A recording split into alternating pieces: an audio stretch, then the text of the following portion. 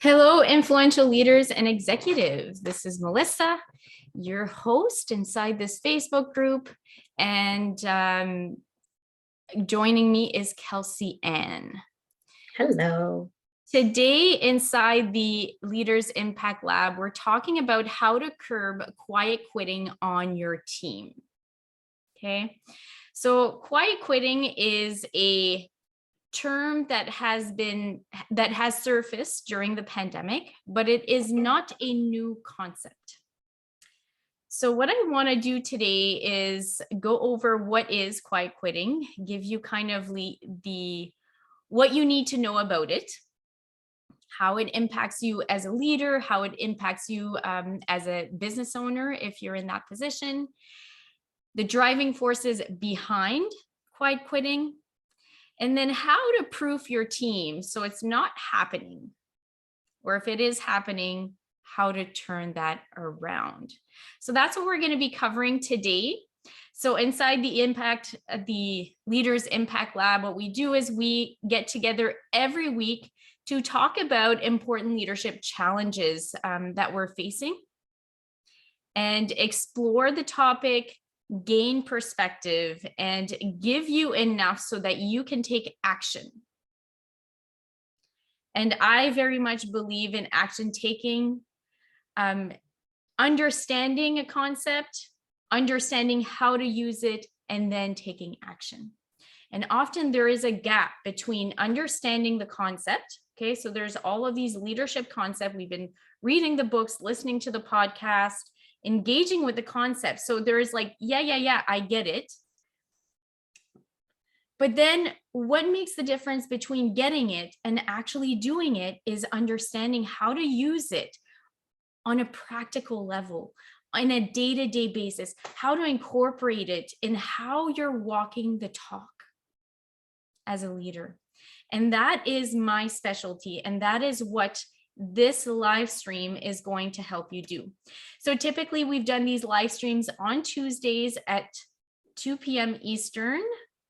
And we've recently decided to change the time. So we're going to be doing it first thing Tuesday morning. So you can join us with your coffee and participate in the conversation. So if you're joining us right now, and maybe what we'll do is we'll just tag everyone to make sure that you know this is happening right now, especially since it's the first time we're going live in the new time slot. Kelsie-Ann's going to do that for me here. Tag everyone so you can join us. So as you're joining, say hi. Let us know why this topic is important to you, what you possibly would like to know about it. Maybe some concerns that you have. I'm always happy to answer questions. If you're watching on the replay, hashtag replay, please do leave your comments. I come back and I respond to all the comments. I read your comments, I respond to them. Okay, engage in the conversation. So who I am, my name's Melissa. In case we have not officially met, or maybe you're new to this community, I'm an executive coach and a management consultant. So what I do every day is I work with leaders and I work with their teams to create a thriving environment, a thriving work environment where employees and leaders can be excited to go to work. We're creating high engagement, highly engaged, highly productive, and highly performing teams. So that is what I do. And quiet quitting is a very important topic to be talking about, but it's not a new topic in my world. So we're going to be talking a little bit more about that. But first, I want to check in with Kelsie-Ann so we can get to know her a little bit better and what you can expect from her in this conversation. So yeah, I'm just gonna check in and give you my thoughts on quiet quitting and experiences that I may have had in the past or can relate to what you're talking about. So yeah, I'm just here to lend kind of the employee perspective in potentially in previous jobs that I've had, or know of friends or family that have been in situations where they've quietly quit. Mhm. Mhm. So Kelsie-Ann is part of my team. She's the director of PR and marketing here at In Charge Coaching. And she is very willing in coming on these lives with me and lending that perspective, because as leaders, as we are looking at things from a different point of view than the employees. And the longer we are in those positions, the further away we are from thinking like an employee. So her perspective can help enrich the conversation and enrich your perspective as you're thinking about these challenges and the solutions that you're going to bring forward. So let's talk about quiet quitting. So what is quiet quitting? I pulled up a definition here just so that we're on the same page and understand what this concept means. So the term quiet quitting refers to an employee who puts no more effort into their job than absolutely necessary. Like I mentioned, this is a term that came from the pandemic, if you will, and it actually started on TikTok. Somebody creating TikToks showing how he was kind of I would call it disengaged in their work. And that term took off. But in my world, I just used the word disengaged. An employee who puts no more effort into their job than absolutely necessary is an employee who is sliding into either being neutral or disengaged. Okay. So what is engagement? Do you remember, Kelsie-Ann? Pop Engage. quiz. Pop quiz. And for you listening right now, what is your definition of engagement? What do you know about engagement? Drop it in the comments right now. Engagement to me is being invested, and usually there's emotions attached to that investment. So if you're emotionally invested, you're usually more engaged. If you're less emotionally invested, you're less engaged. Yeah. So engagement equals the emotional commitment to effort. That is what engagement is, emotional commitment to effort. So emotional commitment to effort to doing their job. All right. And I want you to take that, even write it down. Emotional commitment to effort. Engagement equals emotional commitment to effort. And I'm repeating it here just so you get a chance to write it down for yourself, because that is part of the solution. Okay. Understanding what that term is going to give you a big hint into what the solution is here. So a few facts surrounding this is that the 2022 Gallup survey is suggesting that at least half of the US workforce consists of quiet quitters. Half. So do you know how many people are in the American workforce right now? And that's a US stat, right? I didn't pick up all the details there to the data. But if you can imagine, 1 in 2 employees is quietly quitting. They're disengaged. And another fact is, at this moment, layoffs and firings are at a record low. People have unprecedented job security.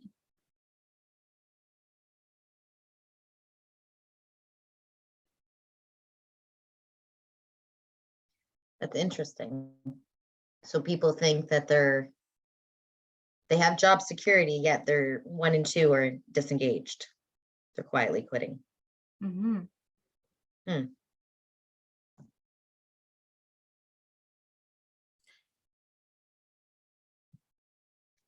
Does that tell you anything, give you any hints?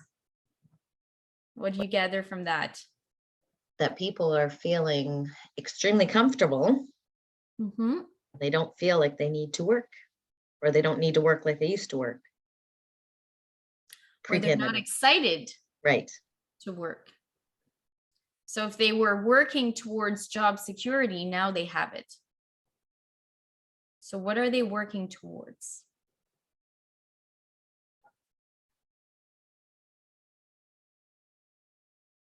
I guess some of them are if they're working towards quietly quitting, they're working towards just slowly kind of backing out of that position.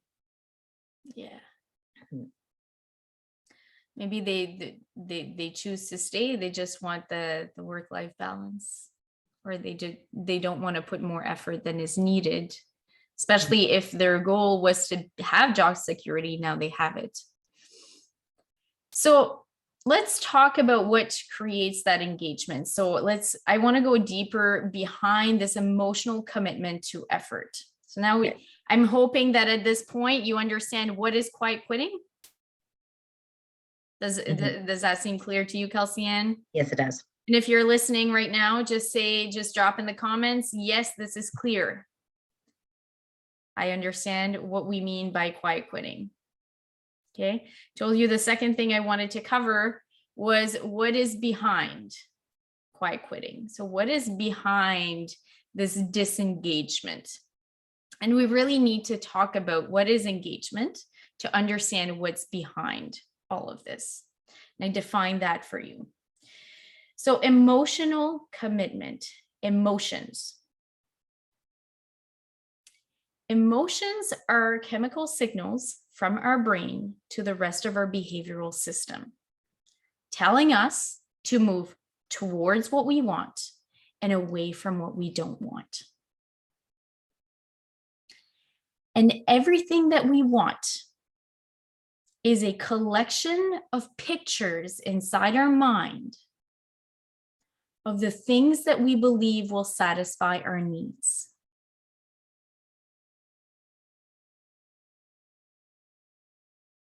We have 5 basic needs that are driving us: survival, love and belonging, power, freedom, and fun. As humans, we share these needs.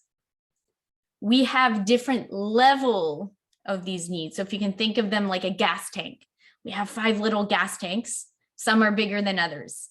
And we're constantly trying to fill up these gas tanks.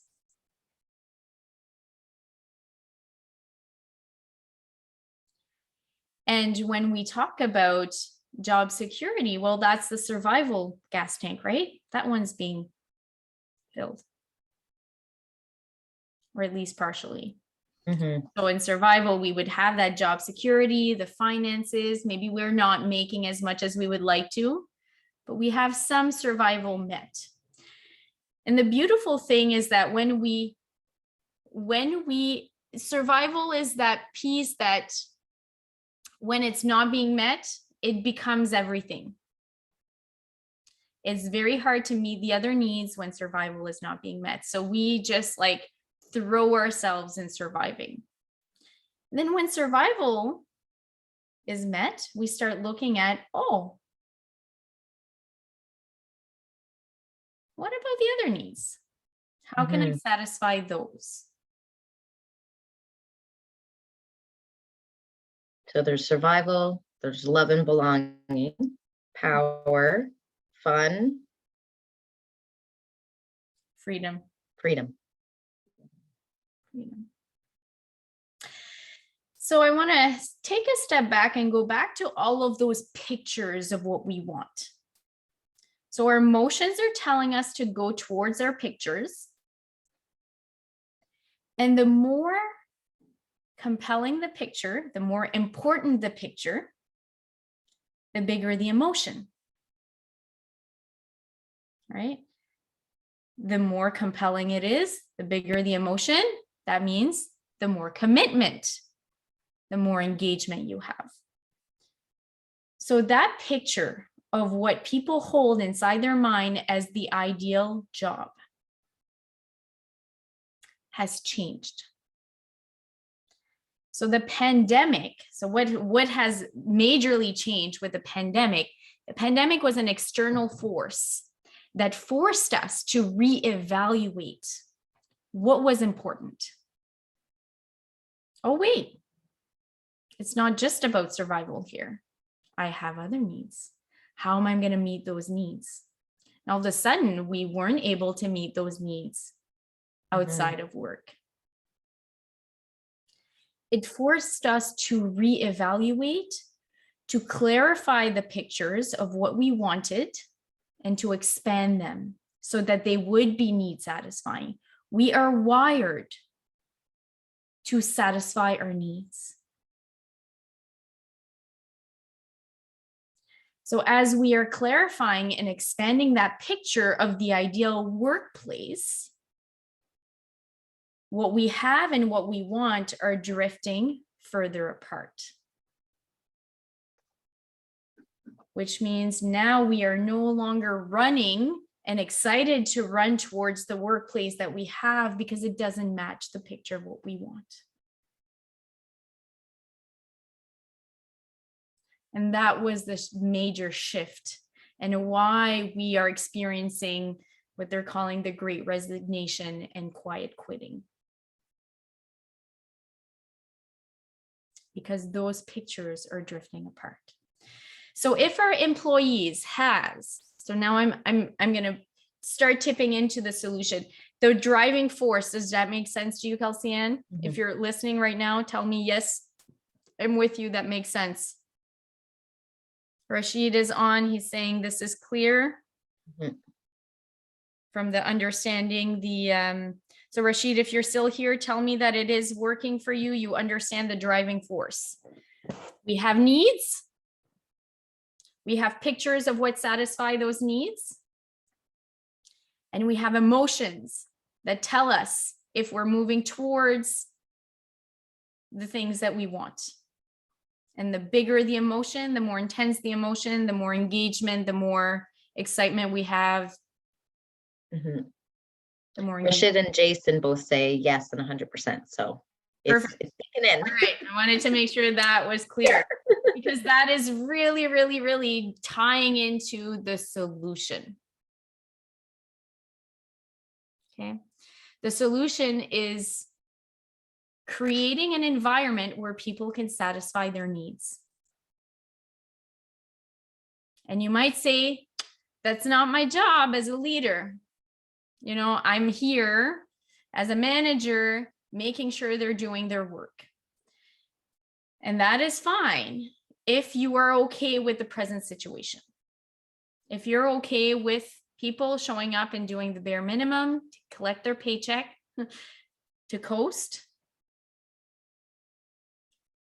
that's okay. But if you're looking for something different, you have to be thinking about what will get people committed, emotionally committed to the effort.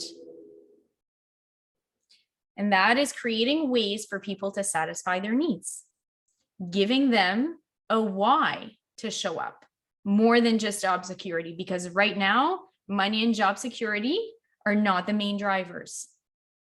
They're not enough. So as a leader, do you try to see their picture, like that picture that they're trying to figure out? Because they might not even realize that they have a picture that they're working towards.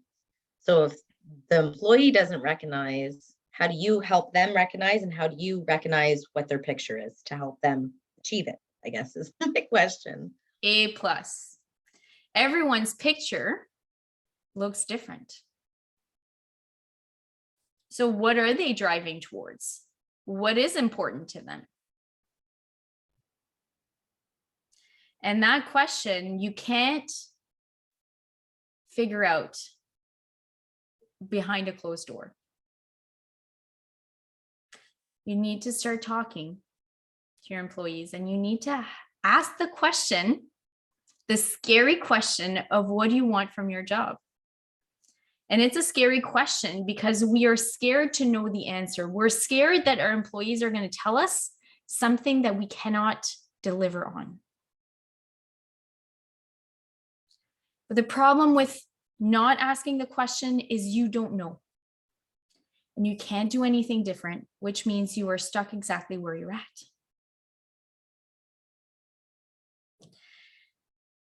And asking the question doesn't mean that you are going to deliver on the answer. But it means you can try, and you can negotiate, and you can work with the employee to co-create something that will be emotionally compelling for them to re-engage.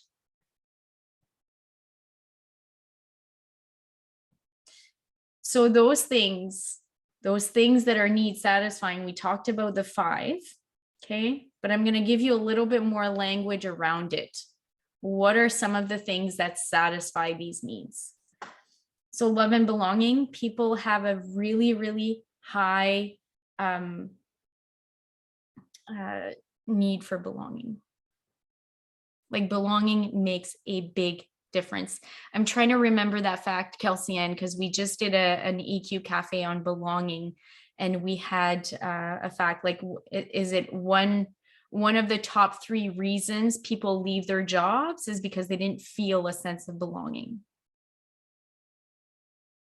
And we spend 8 to 12 hours. Like we usually spend more time at work than we do with our families. So that makes complete sense. Mm-hmm. So in the bucket of power, how much authority do I have?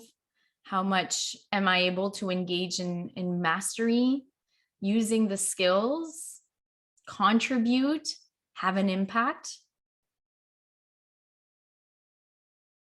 In the bucket of freedom, how much can I seek meaning, go towards meaning, creating meaning, having autonomy, flexibility